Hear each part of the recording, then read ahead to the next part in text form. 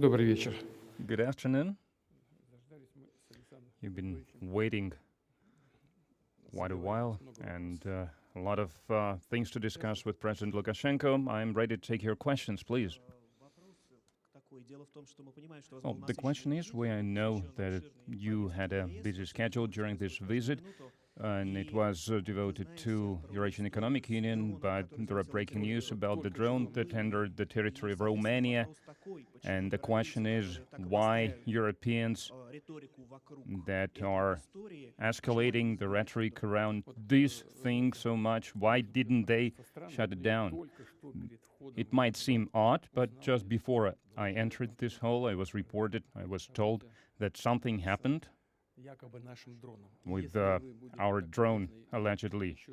If you could repeat what happened one more time, I would be very grateful. I'm not joking, then I could comment this. TASS news agency, the question is, Europeans... No, yes, I heard the question, but what the drone... Why didn't they shut it down? Can you hear me? I don't even understand what you're talking about. Someone told me just before I entered here, a drone entered the Romanian airspace. No, I don't know. What drone? So please tell me, what's the information in the media now? A drone hit a residential building in Romania. And they say it's a Russian drone. Who says that it's a Russian drone?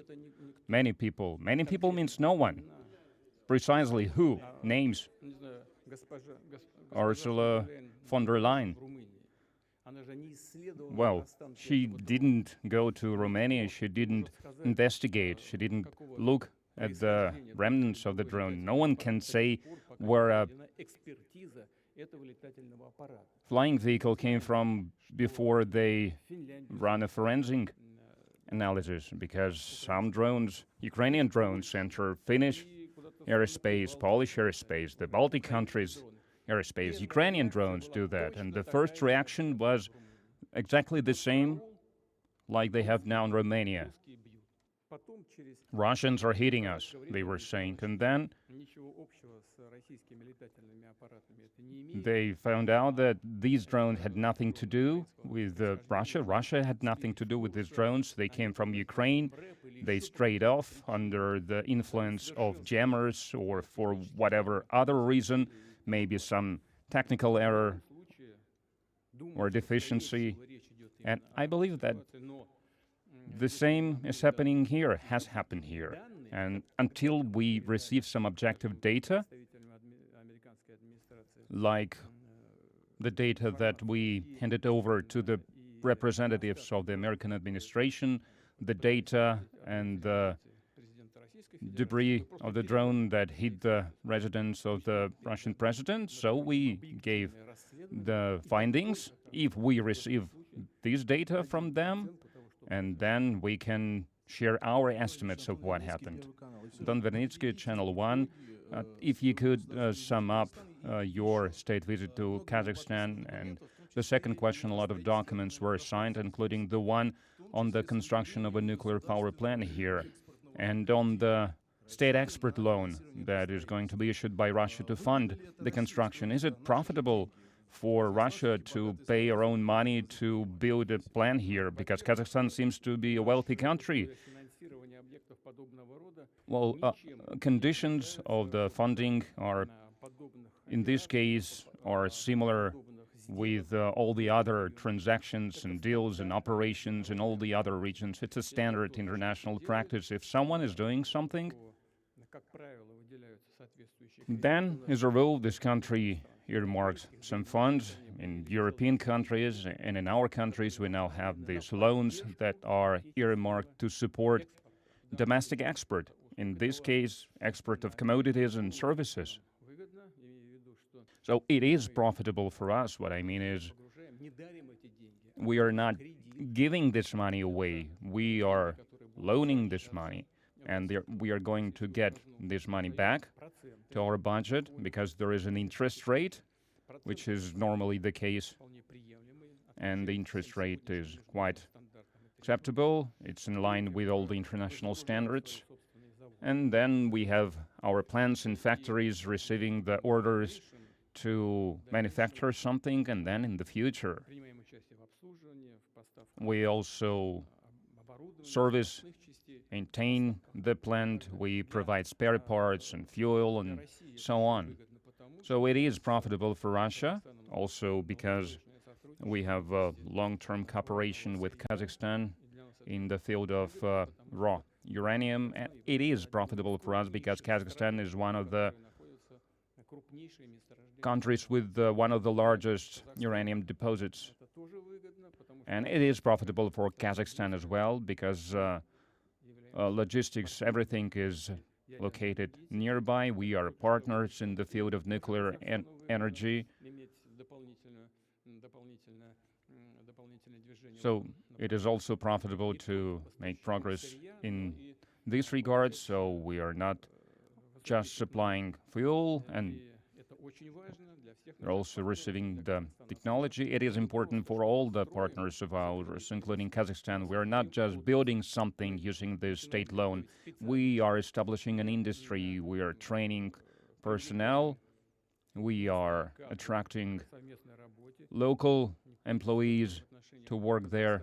I don't remember how many of them will be in Kazakhstan, but at least 25% of all the works that are to happen during the construction works. So that's something that our partners are in charge of.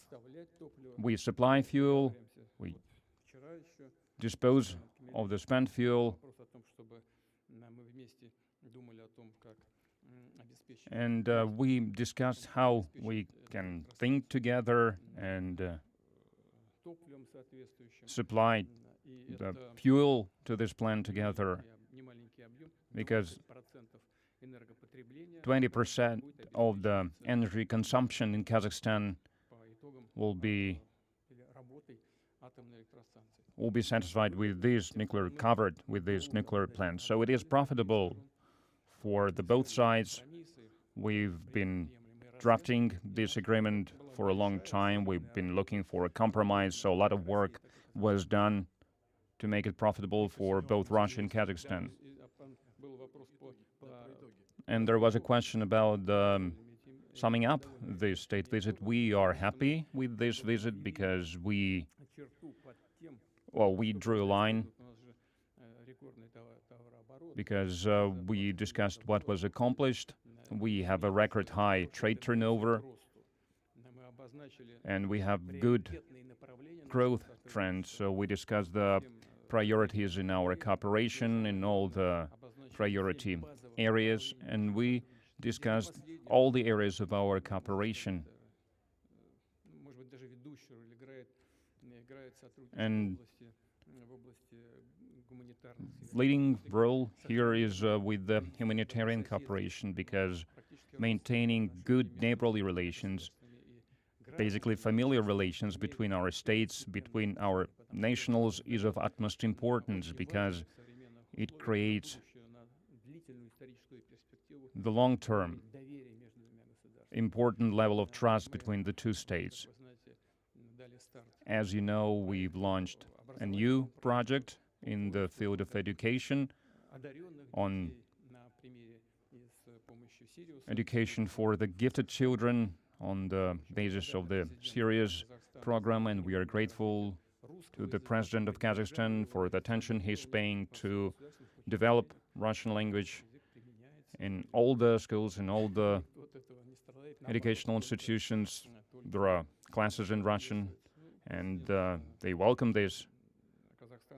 And the President of Kazakhstan has a vast experience in foreign affairs, including the United Nations, and he understands the importance, the significance of being fluent in foreign languages.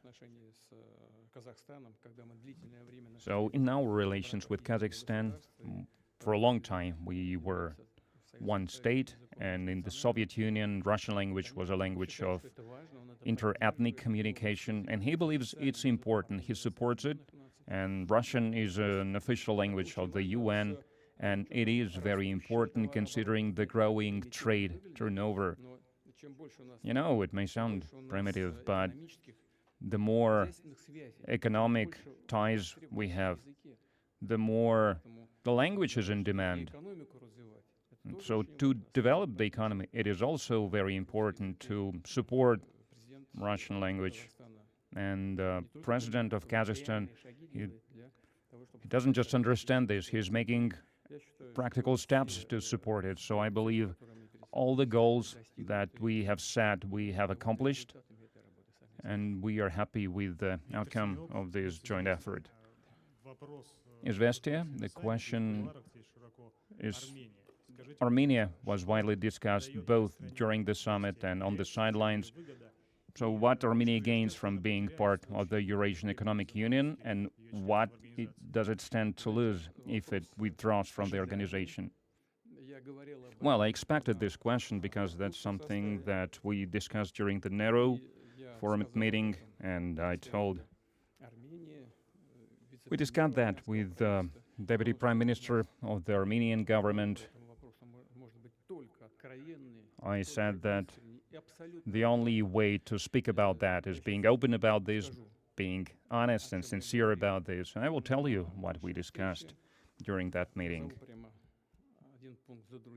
I will give you the topics of this conversation item by item. And our Armenian counterpart, the Deputy Prime Minister, said that that's right, we need to speak about this openly, honestly. But before I answer your question, I will go item by item, answering the question that you asked. And that's how we did it during the Nero Format meeting. It's not a secret, everyone should know this.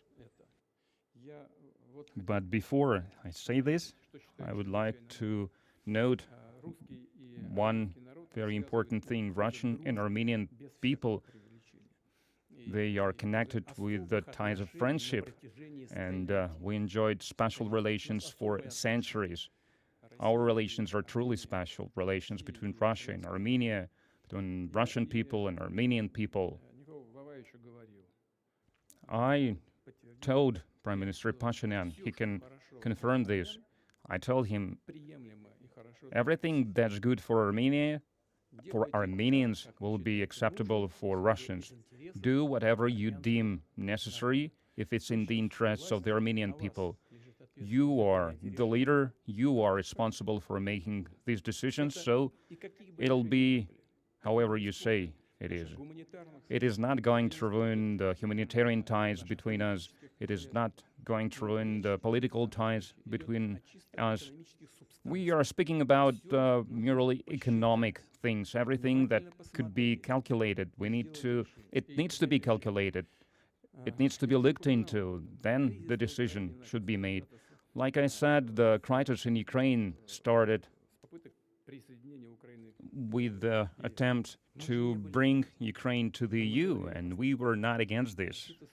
We simply said that, for example, phytosanitary norms are different. It means the access to the markets in Russia, back in the Soviet Union.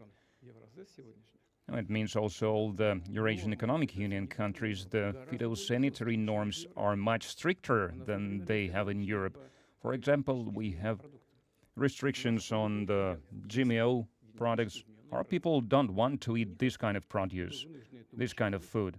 Well, they don't. And we need to take this into consideration, because there is no research on the consequences for people when you eat this kind of food. And then there are technical regulations which are absolutely different. For example, some things it's possible to sell in Russia, others not. With, for example, steel works and so on and so forth. So a lot of things, they cannot exist together. It doesn't mean that we are against something. We are for it, but it will require time, and it will require money as well, funds as well. Because to ensure some standards in Europe that are more advanced than the ones that we have, we need to invest money in the production facilities to ensure that we can follow these standards on our side. That's why to combine two things tomorrow is practically impossible. That's why we will have to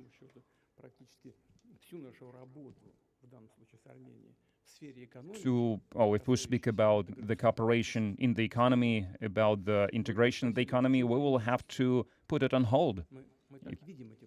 So you were asking about what do they have to gain.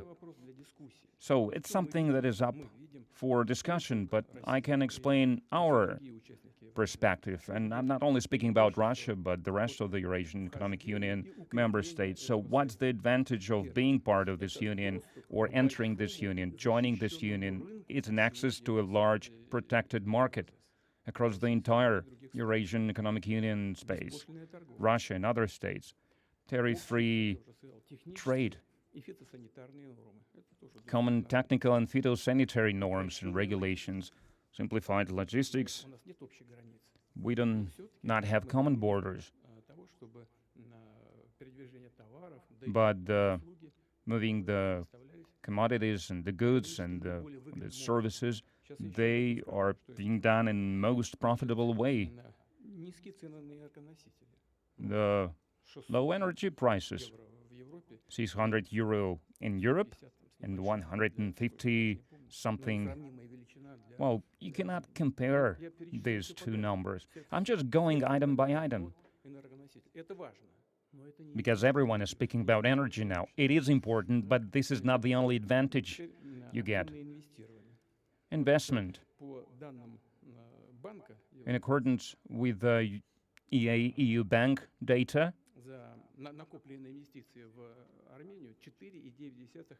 $4.9 billion of investment were made into Armenia, and 86% of those came from Russia.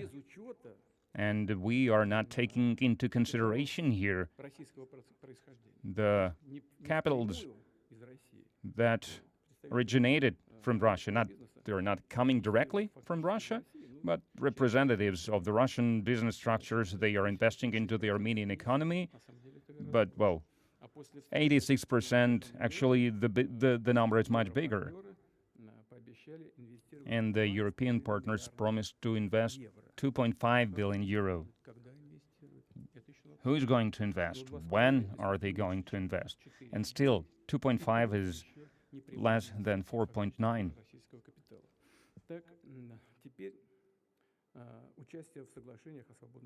Now, free trade agreements, because they will have to withdraw from this as well. What will be the outcome? Number one, full-scale custom control and custom fees. They will be brought back. They will need to take this into consideration. They will need to calculate.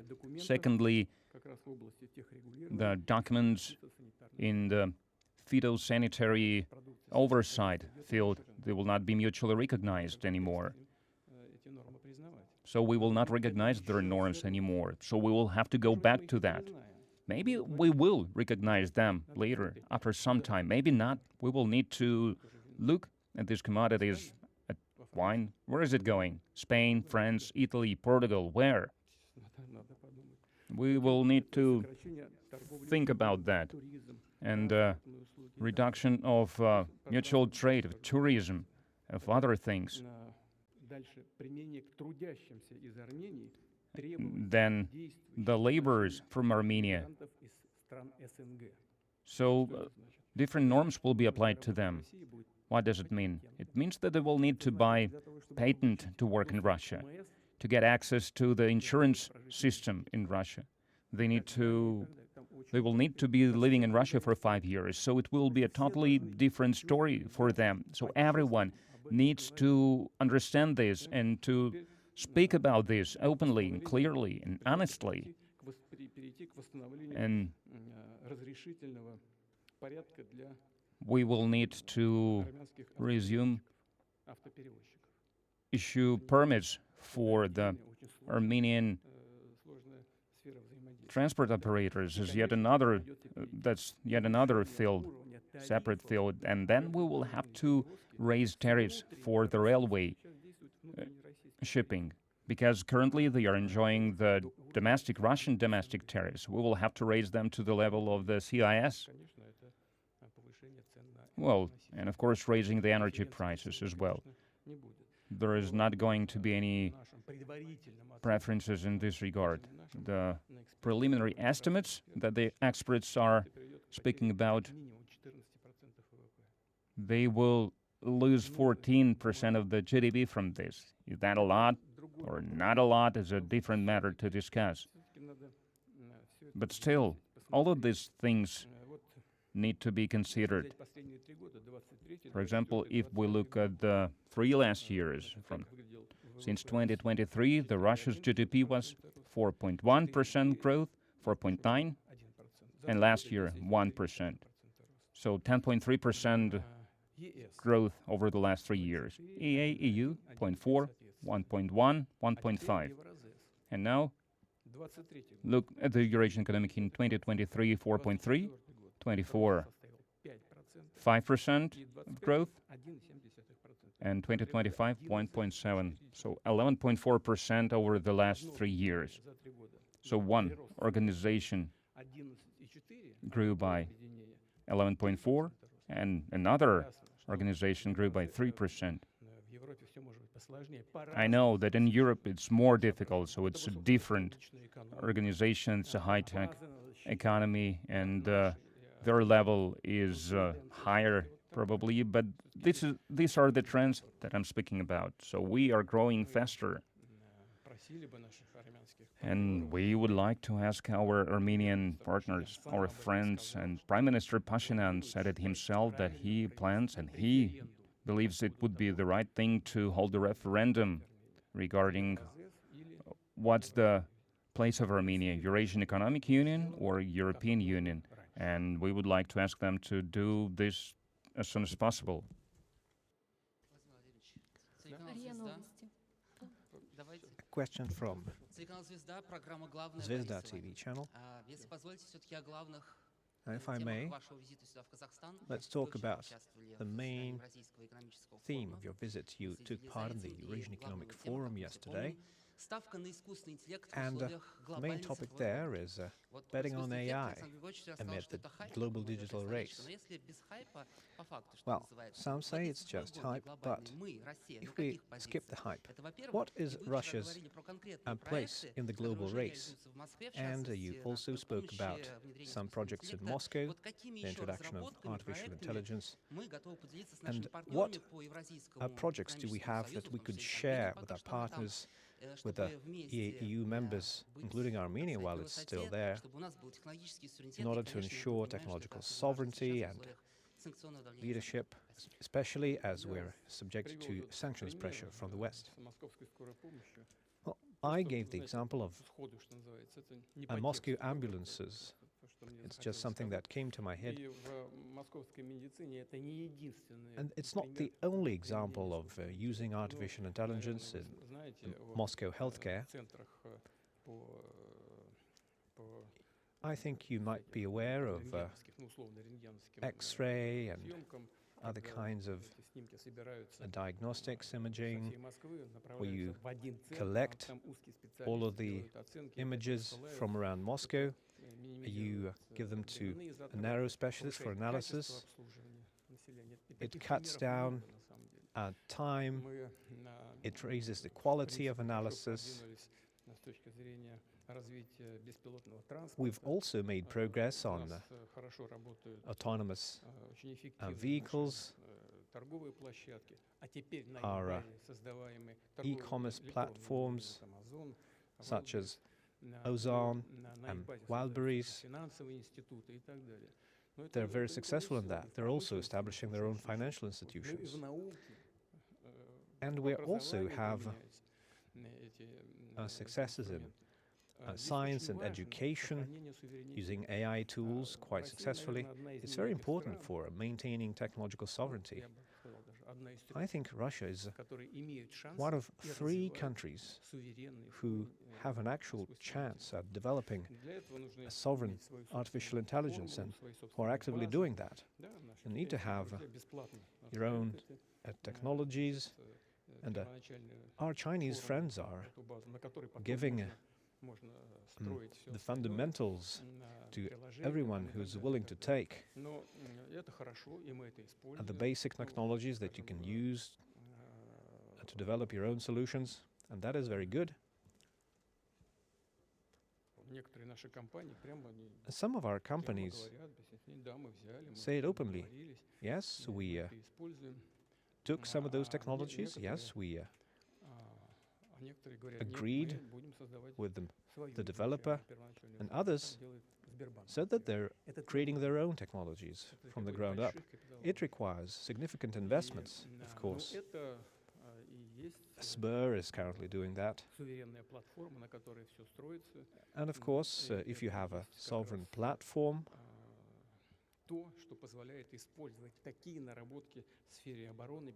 you will be able to use these kind of technologies in defense, in public governance, and in other critical fields. We're one of a few countries who are actively doing that. And of course, it would be much easier and more effective if we could join forces with our partners.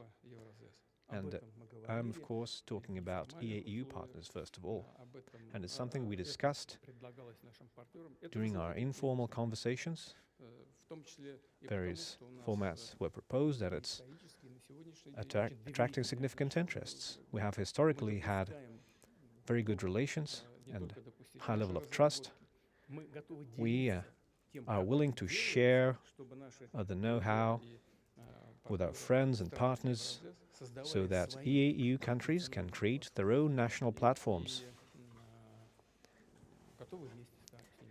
And we are fully prepared for cooperation in this field, including in critical areas. As I said yesterday, you need more than just investments for AI. You need a lot of energy too.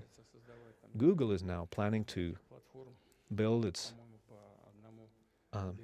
platforms with an output of 1 gigawatt each, I think.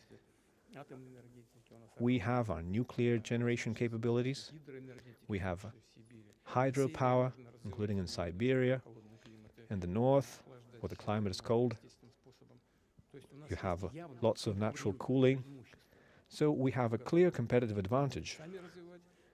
And there are many beneficial factors that we can enjoy. And we're ready to use that. We're ready to share with our EAU partners, and our friends and partners are interested. A question from RIA Novosti. Yes, please. We listened to the conclusions from other participants, but what is your opinion? Are EAU countries still interested in deepening the integration? How is the current situation influencing this? And today is the anniversary of the EAU treaty. Do you think the format will change, and will the integration level change? What is the future? Well, I think the interest is maintained from everyone's side. The case of Armenia has just been explained. I told you, like I told it to my colleagues during the narrow format meetings. I held nothing back. I just used the same notes that I used during the discussion with them, so there is no secret about this. So the interest from all of our partners is sustained. It's becoming even stronger because the countries who are active and who are participating in actual work, they are seeing positive results, they're seeing the positive outcomes, and they're interested in continuing this positive trend. As to how future will look, now of course we will all like to see a high-tech future, and not limited to supplying each other with food or fuel, which is of course important for food and energy security, but we would love to see high-tech and value-added products. And this is one of the reasons why the Kazakhstan chairmanship has prioritized artificial intelligence during this meeting. It's one of the key pillars of future development. I hope this will materialize. And if everything goes well, we will meet in December in St. Petersburg. Can I ask a question, please? Yes, please. You can decide among yourselves. Okay. A question from Российская газета. A question about St. Petersburg. Next week, the St. Petersburg International Economic Forum, another important event, will be launched. And every year you give a keynote address, and this year you will likely have one. And so maybe you will like to share the topics that you're likely to touch upon in your keynote. And do you expect any of your EAU colleagues to attend? Well, as to the part of your question about the substantive content of the keynote, well, I don't think I will tell you, because otherwise you won't come to listen to it yourself. But as to our partners, to our EAU partners, they come every year. This is something that we are also expecting this year. We expect to see large delegations, and an EAU observer state will be the main guest of the forum. A question from Mir TV channel. You mentioned saying that if a tiger thrives in a country, anyone will thrive. Kazakhstan and Russia exchanged shared the tigers. What significance does this have? Well, we prize nature, and we are actively working to protect nature. Now, of course, we didn't personally hunt down the tigers so that their population declined, but we lived as part of a single state, so we bear common responsibility. And it is now something we can do together. We can replenish their population and help the environment in other aspects. I will give you an example from a country outside the EU. Tajikistan gave us snow leopards during its time, and now we have a population, including in the Caucasus. There are many other examples. I also mentioned various humanitarian and cultural fields. It's something where cooperation is also blooming. A question from Kommersant. Mr. President, on the May 9th press conference, you said that the Ukraine conflict seems to be coming to an end. Could you please elaborate what you meant? Because ever since you said that, everyone has been racking their heads trying to understand that. And despite the Starobelsk strike and despite the promised retaliatory strikes on Kiev, do you think we should expect an end, and where could that happen? Well, as to the timelines, I think both you and your colleagues realize that naming specific time frames while the combat is ongoing would be a mistake. It's not something that is done, and it's not something I am going to do now. You've mentioned the Starobelsk strikes and the attempts to hit Russian territory and in other places. Well, since the West is supplying them with drones, it's made so much easier. They can just take another one out and press the button. But it means that we must strengthen our systems, and it's something that we will continue to do. But as to my statement that this is coming to an end, I made that statement based on a thorough analysis of the situation on the ground. Our troops are advancing every single day. In every direction. And going back to Starobelsk, I watch foreign TV channels from time to time to see what kind of a media landscape there is and what the international viewers have to watch. It's a disgrace. They're openly deceiving their citizens. When we made the strike in response to their atrocity against children, we struck the Kiev region, and the Kiev strike was covered from the early morning to late at night. Russia's an aggressor. They caused so much destruction. You, as the media, I would say, should be ashamed for your colleagues. They didn't mention the tragedy in Starobelsk even once. The fact that children died, that it was a targeted attack against our children. They pretended that this never happened. So, are they informing the public? No. They're making fools out of their audience. And so they are showing showing the drones that the Ukrainian army uses and say that they're making huge successes. And they say that those drones are expensive, hinting that the citizens must pay. So is it a public interest broadcast? No, I wouldn't say that. Now, going back to the situation on the battlefield, I think what we're seeing right now allows us to say that the situation is coming to an end.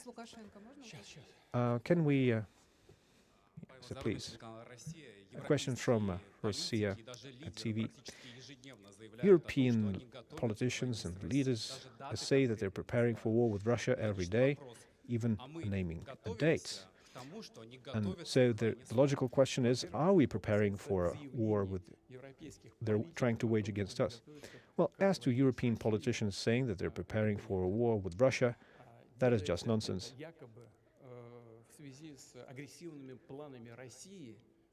They're pretending that this is because Russia is harboring aggressive plans against Western states. But that is just crude lies. As Joseph Goebbels said, the more incredible a lie, the easier it is for people to believe. And this is the standard Western politicians and media are using in their daily operations. Russia has never had any aggressive intentions against European countries. And the tragedy that is currently unfolding in Ukraine is caused by their actions, their policies, because they caused the state coup in 2014 that led to Russia having to defend the people of Crimea and then provide assistance to the Donetsk and Lugansk People's Republics that we were reluctant to recognize for years. But then when we realized that the Kiev regime will not live up to its agreements, we had to recognize the republics and then provide assistance through military means, because we took the responsibility in accordance with the interstate agreement to provide this kind of support. And this treaty was passed by the Russian parliament in a completely transparent manner. We did that step by step in full compliance with law. And they caused this tragedy, and that now they're trying to shift the blame, saying that Russia is the aggressor. Now it is just their policy. And first, they deceived us, saying that they are not going to expand to the east, not a step to the east, but now we have what we see. Russia has never threatened European countries. Everything they're doing now is just to prolong the conflict and to justify the immense costs for their budgets and to continue milking the taxpayers. Could you give comments on the meeting with President Lukashenko? You talked for 1 hour and a half. So maybe you could share with us the topics, the things that you discussed. Probably President Lukashenko shared his conversation with President Macron, and maybe you discussed who could be part of the dialogue between Europe and Russia. From their side, yes, President Lukashenko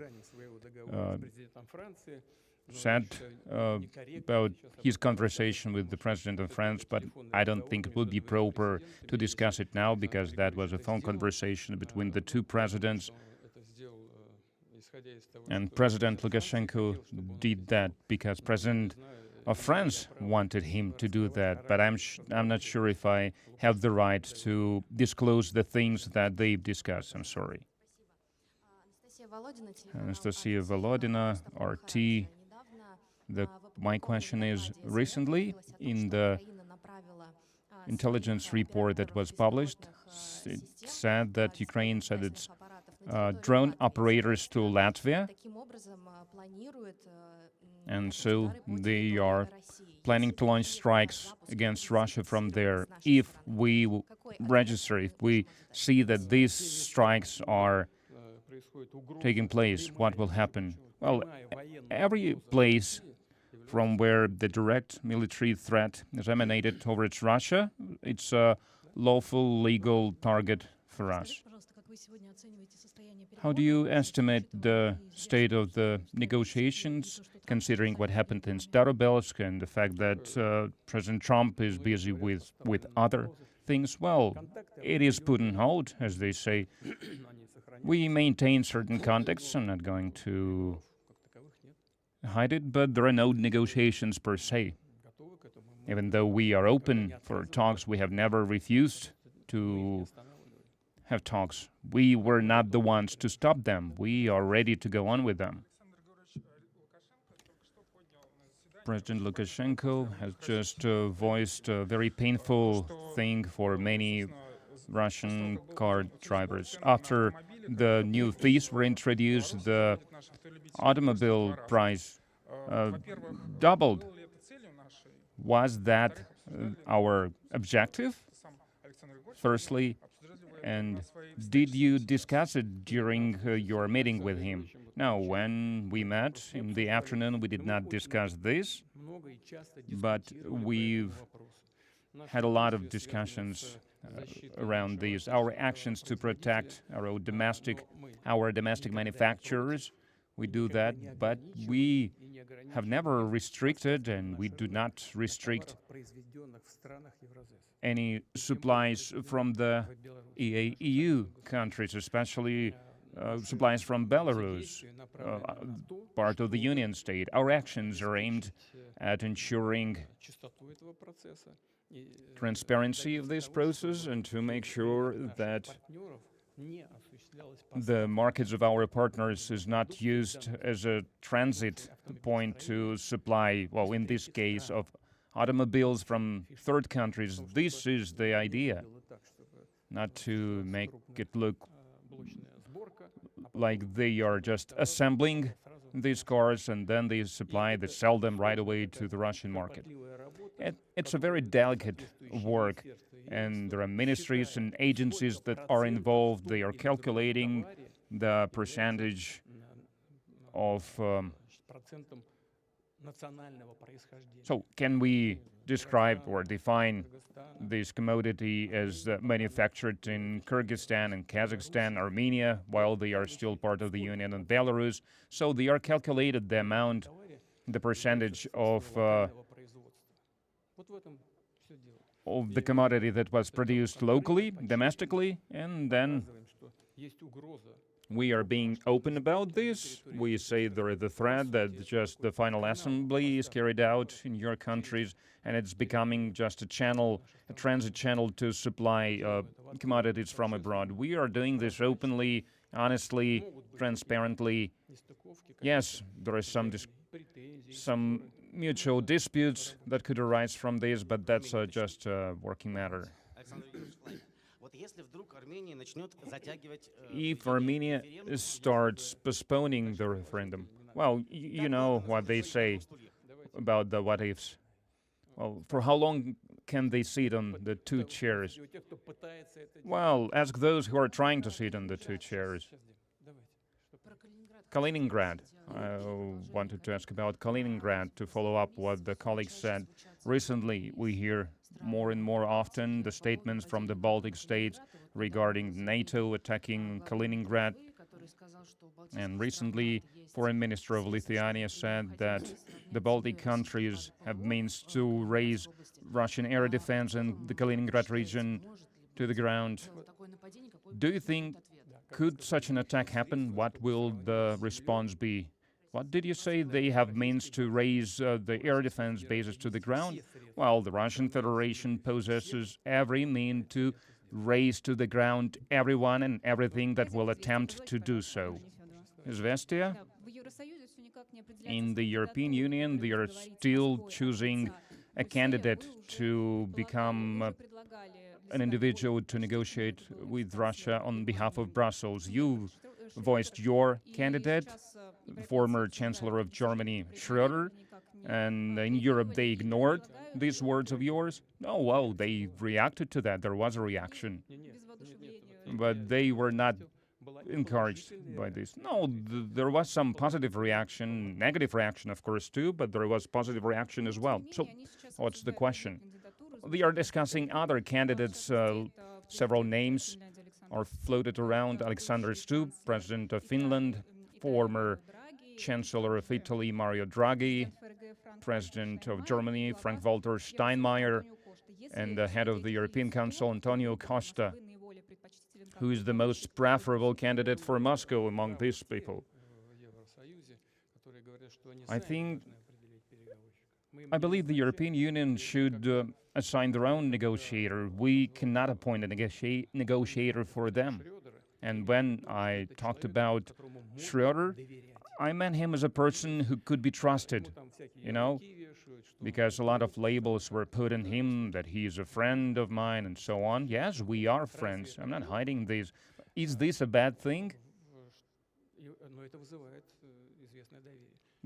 But, well, that's why there is trust. And despite our friendship, he has always, and I would like to emphasize this, I would like you to hear this, and people in Germany hear this, he always put the interests of the German people and German state on the first place. When we started the Nord Stream construction, the pipeline construction, was that a bad thing for the German state, for the German economy? And now, when they refuse to buy our energy, is this better for them? Now they are trying to receive oil from Kazakhstan, but it's going through our territory. I'm not going to list all the things that they did. They are trying to restore something, and Schröder did what he did with the best interest of the German people in mind. And we did not agree about everything. We had disputes, we had disagreements, we had misunderstandings, but we were always looking for a compromise, and we have always found one. This is the person you can negotiate with. But we are not the ones who choose. I've just mentioned the person. Someone like Schröder could become a candidate, I said. It's not up to us to find a negotiator.